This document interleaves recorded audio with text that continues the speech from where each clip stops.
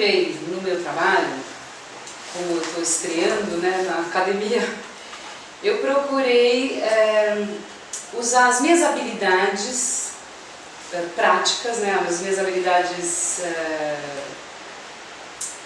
não é prática que fala, as minhas habilidades profissionais e trazer, porque para mim ficaria, além de uma coisa mais confortável, eu acho que eu podia render mais, foi nesse sentido, sabe, eu procurei trazer a minha pesquisa para o meu campo, por isso que teve a construção de maquetes, desenhos, porque, enfim, eu procurei fazer a discussão em cima mais ou menos de um campo que eu conheço de alguma maneira, né, para não ficar muito perdida.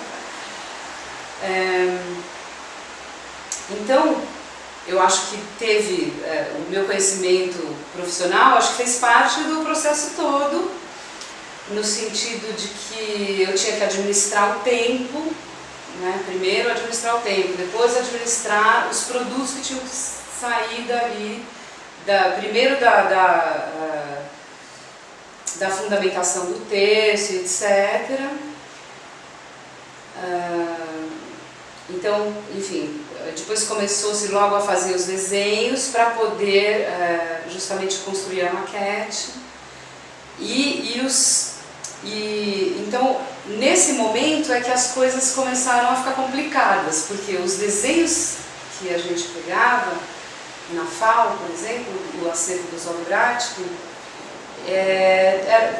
não eram o S-Built, então eram desenhos, a gente procurou sempre pegar a última versão, né, a versão mais atual, imaginando que fosse a versão mais completa e tal, mas ao longo do caminho a gente foi vendo que não era. Então, a princípio, a gente começou com os 2 cortes, não sei se eu já ia falar isso. Pode. A princípio, a gente já começou com os 2 cortes, que foram os primeiros desenhos identificados, né, como sendo desse edifício, que acabou sendo o estudo de caso. E não fechavam os desenhos, porque as cotas, por exemplo, que estavam no desenho original, quando você construía no AutoCAD, que é 1 para 1, você constrói em 1 para 1, não fechava o desenho. 1, 2 desenhos. No terceiro desenho eu falei, gente, peraí, calma, vamos então tirar partido desse problema, porque senão só ia arrastando a resolução do problema. Então a gente resolveu evidenciar os problemas de cada desenho e dividir então em fases. Então teve a primeira fase, que foi a do redesenho a partir desse original do Bratkin, e apresentava vários problemas. Aí na segunda incursão à biblioteca eu achei a planta. Então na segunda fase a gente desenhou a planta, o redesenho da planta. Mas também estava errado. Então, quando você confrontava com as fotos, por exemplo, que eu tirei na visita, não batia, porque posso mostrar aqui? Claro.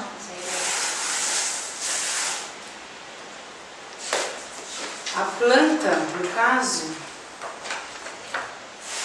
anterior, a primeira, que era o original do Bratkin, a arquibancada acabava alinhada com a quadra. E aí tinha a entrada do vestiário, que fica no subsolo do palco e tal. E aí, quando a gente confrontava com as fotos, não era isso que acontecia. A arquibancada vem até o final. Então, chegou um terceiro momento, quando a gente já tinha todos os problemas levantados, que a gente começou, então, a fazer fazer uma adaptação ao existente, ao as-built, né? Como foi construído o edifício. E aí tem observações que, sabe, num primeiro momento você acha, depois você vai olhar e, putz, mas espera aí, como é que então essa escada que estava aqui, como é que quando eu estendo a arquibancada até aqui, como é que eu faço com essa entrada? Aí precisou, então, depois da segunda visita, em novembro agora de 2013, para que eu visse especificamente esse trecho, fotografasse e tal, e levantasse essas informações para a gente conseguir finalmente terminar o desenho para conseguir construir a maquete. Então, tudo isso foi sendo empurrado, quer dizer, no final acabou prejudicando um pouco o andamento do trabalho, por conta, né, desses enroscos que foram acontecendo no meio do caminho, mas eu acho que o resultado, enfim, eu fiquei satisfeita com o resultado dos desenhos e a maquete, quer dizer, enfim. E a partir desses desenhos também, a gente construiu o edifício do cinema no SketchUp. E a construção no SketchUp, então, é uma construção de fato, era como se eu estivesse fazendo uma maquete no computador, né? É 3D, né? É uma maquete, na verdade. E muitas informações não constavam em nenhum dos desenhos, entendeu? Mesmo os outros desenhos, porque para a construção desse desenho final não foi só a observação de fotografias e da visita que ajudou a gente a construir também. Tinham outros desenhos que, por exemplo, no primeiro corte não tinha a inclinação do telhado. Aí a gente achou um outro corte que era com data anterior àquele que tinha essa informação. Então a gente foi pegando informações aqui e ali para acabar fazendo esse as-built e tal. E aí o que acabou acontecendo foi que ele foi terminado no finalzinho mesmo da dissertação.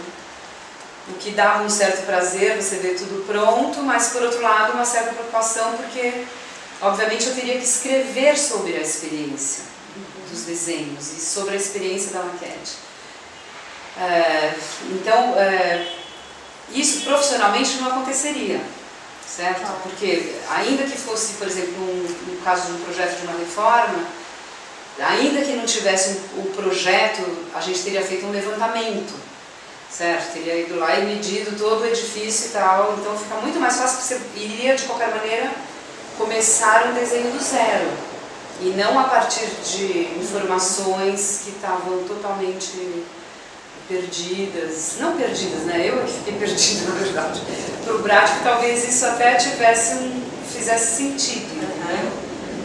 Mas do jeito que os arquivos estão lá no acervo, não fazia sentido, levando em conta as datas e tal, né? Então, nesse sentido, não foi a minha prática profissional ajudou, mas não foi exatamente, sabe, tipo, o lado acadêmico interferiu sobremaneira, sabe? Porque justamente eu tinha que escrever a respeito dessa experiência, né? Eu tinha que descrever a experiência, né? Que foi o que por fim eu resolvi fazer, certo? Além de analisar os desenhos, analisar a construção e tal, e isso também só foi feito depois da construção da maquete. Então teve esse entrave, sabe, que não era um desenho partindo do zero, era onde as informações já tinha e tal, que você podia fazer as modificações e tal, então isso não aconteceu. A gente tinha que chegar no original, né, como o edifício tinha sido construído.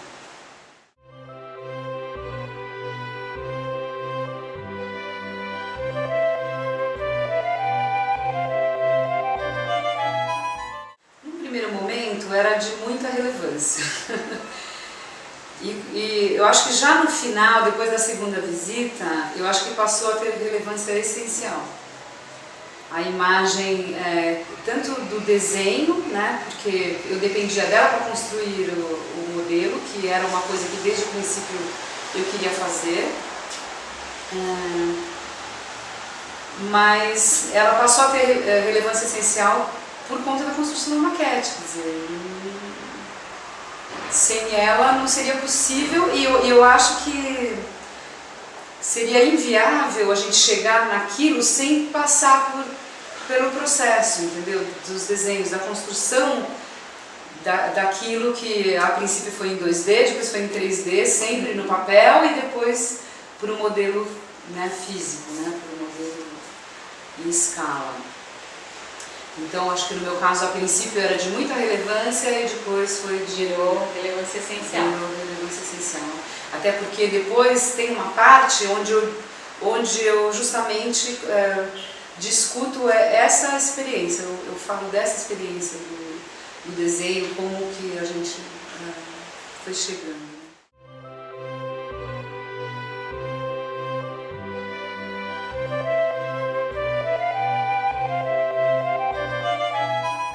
Eu tive uma primeira dificuldade que foi muitas frentes, abri muitas frentes porque eu não tinha ainda, o meu objeto ainda não estava totalmente delineado, enfim. Então, nesse primeiro momento, onde a gente não tinha ainda chegado à conclusão de que o estudo de caso seria o edifício do cinema ginásio, ainda quando essas coisas não estavam muito fechadas, eu abri muitas frentes. Então, nesse momento, foi um pouco complicado mesmo a construção da parte textual. Então, o tema Vila Serra do Navio já desde sempre esteve definido. As soluções projetuais e construtivas foi num segundo momento.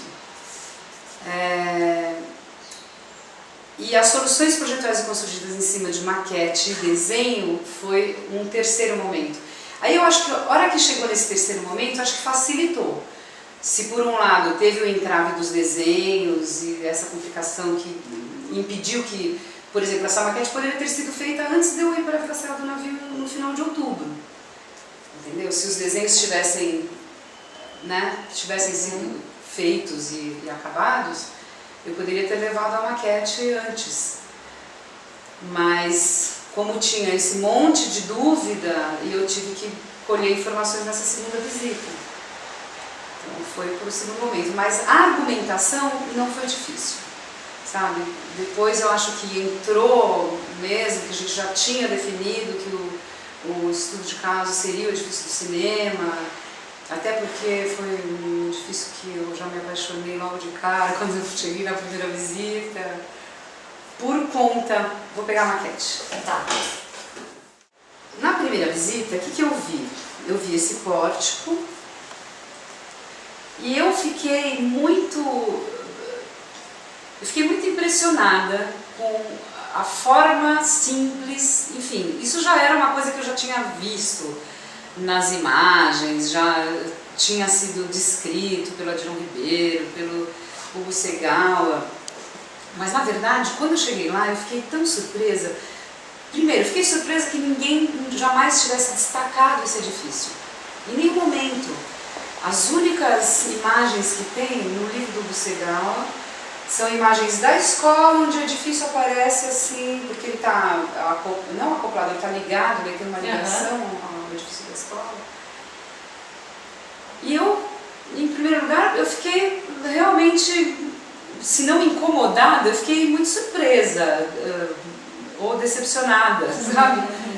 Porque ele é um edifício, ele é o mais monumental, ele é o monumental da história, ainda que ele tenha uma escala adequada, sabe?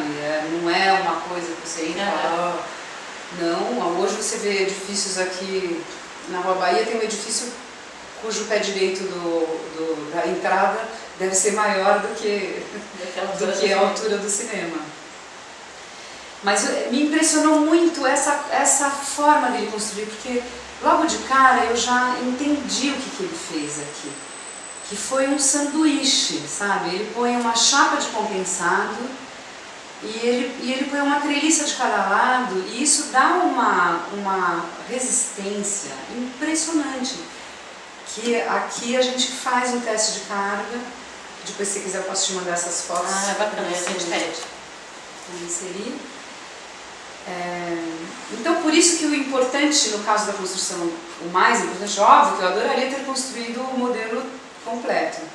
Mas o mais importante era realmente um trecho do cinema onde eu tivesse os pórticos, porque para mim o mais importante era isso do edifício todo, né? Como ele vencia esse vão de 20 metros com uma estrutura tão leve e tão simples, tão primária como chapa de compensado Isso aqui são barrotes de 9 milímetros, de 9 centímetros, 9 por 9.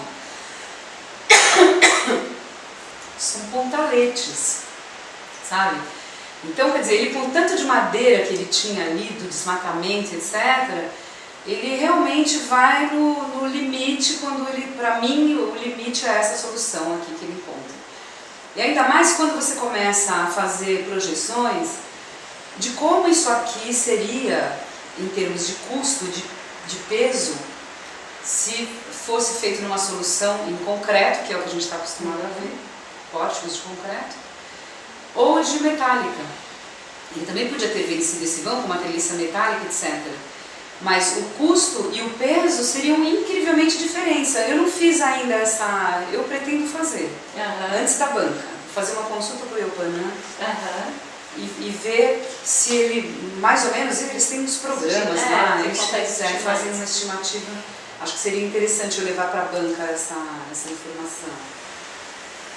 Mas, enfim, e como a gente tinha isso aqui, e não aparecia esse detalhe dessa parte vertical do pórtico. Como ela era revestida ainda é, né, revestida de compensado, ou seja, esta parte ela é assim como está. E esta ela é revestida. Tanto que no primeiro momento eu achava que era alvenaria. Então por fora você não vê emendas, é muito bem feito, muito impressionante. Aí a gente chegou primeiro num desenho que era provável que fosse desse jeito. Aí nós conseguimos um outro desenho que mostrava este corte, mas também nenhum mostrava essa face, entende? Nenhum mostrava, tem uma outra, no corte, aliás, isso aqui está como pórtico técnico, X, pesquisamos, pórtico técnico. Pórtico técnico tem vários artigos de engenharia, não sei o que falam do pórtico técnico.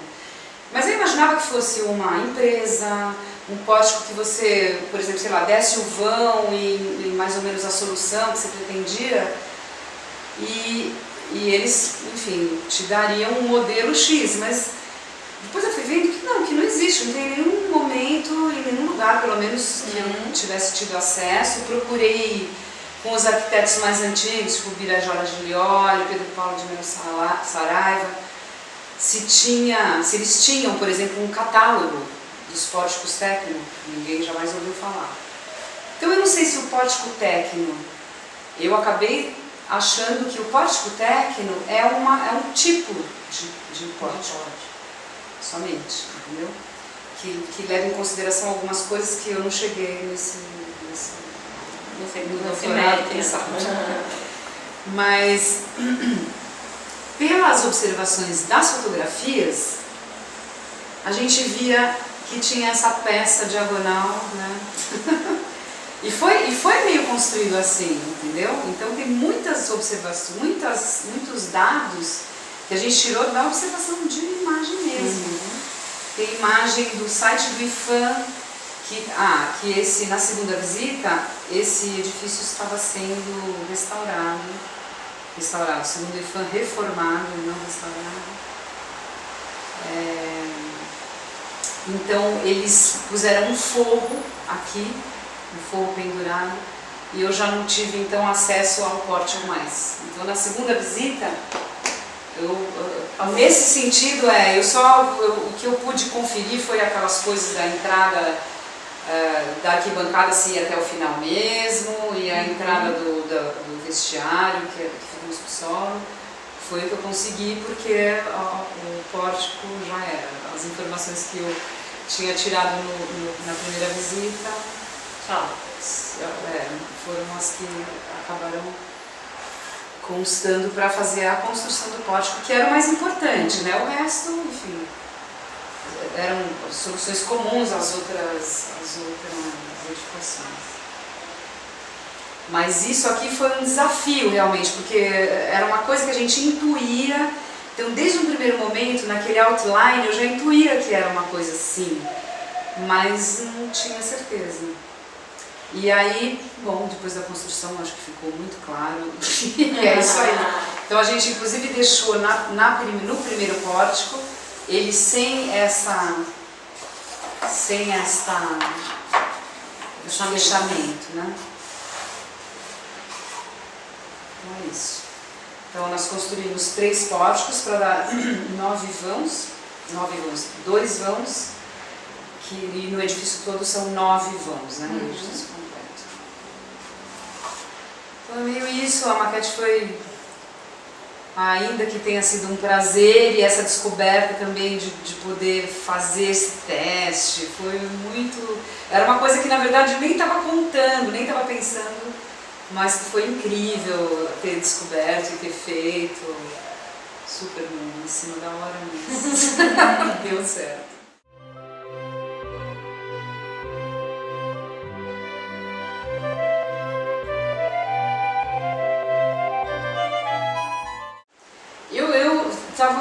Já fazia uns anos que eu estava ensaiando fazer um mestrado, né? E então, isso em 2010, eu fiz uma tentativa na FAUSP e o tema do meu projeto de pesquisa era a construção da sombra. Eu ainda não tinha um edifício, ou eu não sabia exatamente o que eu ia pesquisar, mas eu queria saber das construções que priorizavam esse conforto, ou seja, a construção da sombra, obviamente, te remete à construção nos trópicos, né? Porque seria a sombra como proteção, nesse sentido, né? Então, isso era uma coisa que estava na minha cabeça. E eu tive o contato com o Orlando França de Carvalho Neto, que é um super amigo meu, que é marido da Bárbara Bratic, e que me trouxe o livro da Diron Ribeiro. Ele falou, você vai adorar esse projeto. E a hora que ele chegou, que eu comecei a ver, eu já falei, nossa, é isso. E pronto, e foi isso até inclusive nesse projeto de pesquisa que eu mandei para a FAO, já era a Vila Serra do Navio. Num primeiro momento eu queria fazer um paralelo da Vila Serra do Navio com as construções do Neutra, em Porto Rico, que também tem muitas similitudes, né, de tudo, de partido inclusive e tal. E então já era a Vila Serra do Navio, só que eu estava com esse enfoque então da construção da sombra e querendo fazer esse paralelo entre a obra do Oswaldo Bratic e da obra do Neutra específica para Porto Rico. E essa obra também específica do Oswaldo Bratic para a Vila Serra do Navio. Depois, teve um outro momento em que eu estava, quando eu fiz o projeto de pesquisa para o Mackenzie, eu queria falar de sustentabilidade. Aí achei que era um foco, eu cheguei a discutir com o Paulo Bruna, ele achou que podia ser bom, porque a maioria dos trabalhos que falavam da sustentabilidade simplesmente demonstravam ou contavam o que era. Nunca ninguém teve uma visão crítica a respeito. Então ele achava que por aí podia ser um tema interessante e tal.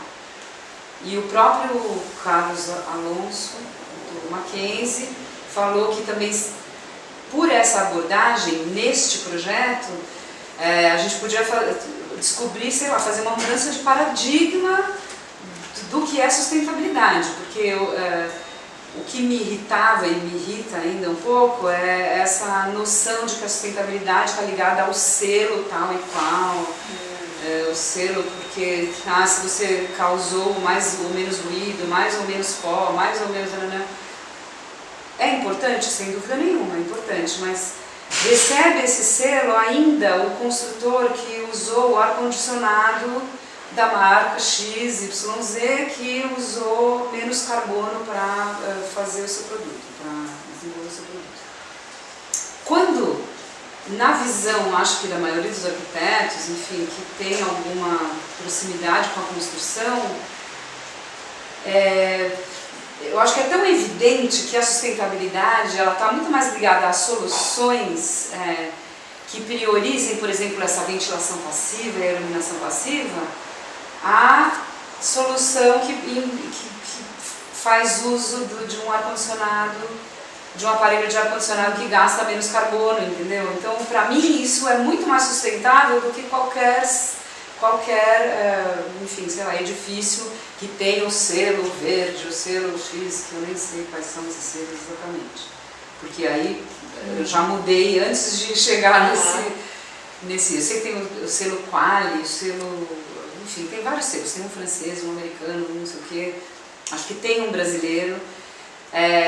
Antes de mudar de objeto, eu fiquei sabendo que existe já um selo brasileiro que ia mais por esse lado do desenho, das soluções.